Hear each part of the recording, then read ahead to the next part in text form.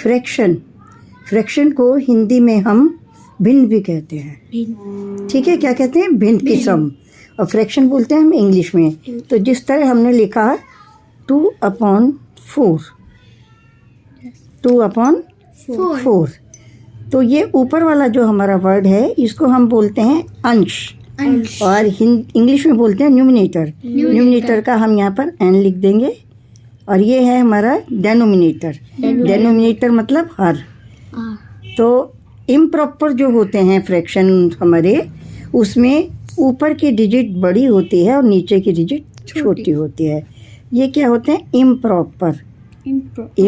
Improper fraction. और जिसमें ऊपर की डिजिट छोटी होती है, नीचे की बड़ी होती है, वो होते हैं प्रॉपर फ्रैक्शन। तो अभी हमने आज क्या सीखा है? फ्रैक्शंस। फ्रैक्शंस में फर्स्ट स्टेप जो होता है वो हमारा होता है, हम ये इसको बोलेंगे 2/4। तो 2 जो है वो हमारा न्यूमिनेटर है, और 4 जो है वो हमारा डेनोमिनेटर है।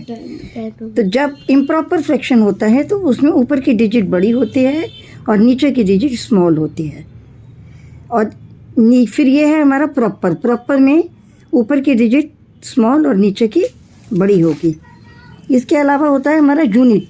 यूनिट की डिजिट में हमेशा ऊपर 1 आता है, चाहे नीचे कोई भी संख्या होगी, ऊपर हमारी डिजिट 1 आएगी।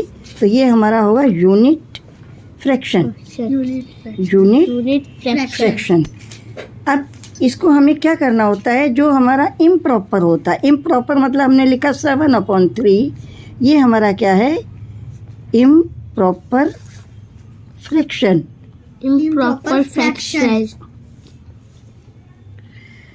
इसको जब हम सॉल्व करते हैं तो हमें क्या करना होता है?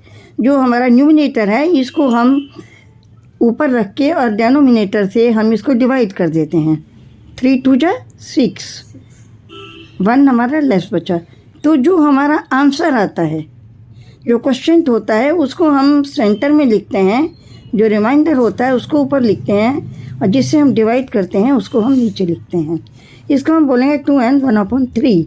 तो ये जो संख्या है ये हमारी, ये 2/3, ये हमारी कौन सी संख्या बन गई? Mixed fraction. अब इधर हमने ऊपर इम्प्रॉपर को मिक्स्ड में बदला है, और अब हम क्या करेंगे? इसका अपोजिट करेंगे, मिक्स्ड को इम्प्रॉपर में चेंज करेंगे, कन्वर्ट करेंगे। तो इसका जो है फॉर्मूला क्या होता है?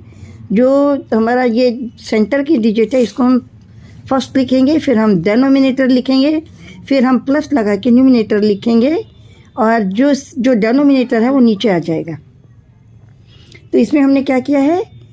जो हमारी सेंटर की डिजिट है उसको हमने फर्स्ट लिखा है, फिर हमने मल्टीप्लाई लगाया है, फिर हमने ये 3 लिखा है डेनोमिनेटर, फिर +1 न्यूमिनेटर।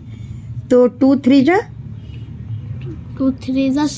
6 में 1 प्लस किया 7/3।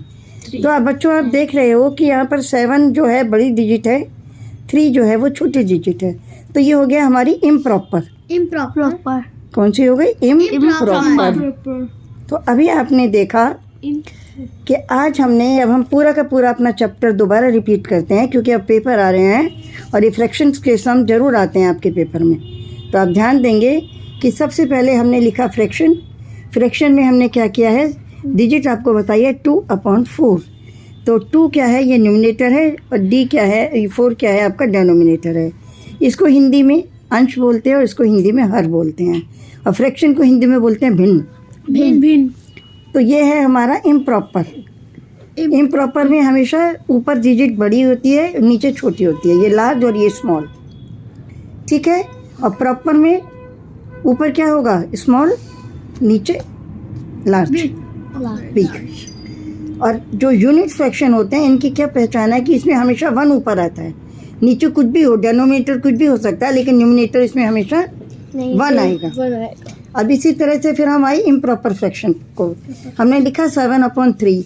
इसको हमें चेंज करना है, कन्वर्ट करना है 3 इनटू मिक्स्ड। इम्प्रॉपर फ्रैक्शन को हमको किस में करना है? किसमें करना है, मिक्स्ड में कन्वर्ट करना है। तो हम इसका क्या करेंगे कि जो हमारा न्यूमिनेटर है उसको हम डेनोमिनेटर से डिवाइड कर देंगे। तो 3 से में कितनी बार जाएगा, 2 बार, 3 2 जो 6 1। और हमेशा आपको डिवाइड में याद रखना है जो आपका रिमाइंडर है जो बचता है वो इस वाले क्वेश्चन से कम आना चाहिए। अगर आपका यहाँ पर रिमाइंडर ज़्यादा आ गया तो आपको इसका मतलब है कि 1 टाइम और आपको टेबल लेना है। फिर जो इसका आंसर होता है, क्वेश्चन होता है, उसको हम यहाँ लिखते हैं, रिमाइंडर को न्यूमिनेटर बनाते हैं और जो हमारा क्वेश्चन होता है जिससे हम डिवाइड करते हैं डिविजन को हम यहाँ नीचे डेनोमिनेटर बना देते हैं। तो ये हमारी संख्या क्या बन गई, मिक्स्ड। अब मिक्स्ड को कैसे हम चेंज करेंगे, mixed fraction convert into improper. तो इसके लिए हम क्या करेंगे, जो हमारा ये सेंटर में डिजिट लिखी हुई है इसको हम फर्स्ट स्टेप पे लिखेंगे, फिर मल्टीप्लाई लगाएंगे, फिर हम डिनोमिनेटर को लिखेंगे, फिर प्लस लगा के न्यूमिनेटर लिखेंगे। तो जो सेंटर की है और जो डिनोमिनेटर दोनों को मल्टीप्लाई करेंगे, 6 आया, 1 प्लस किया 7/3। तो बच्चों आपको ये समझ में आ गया नहीं आया?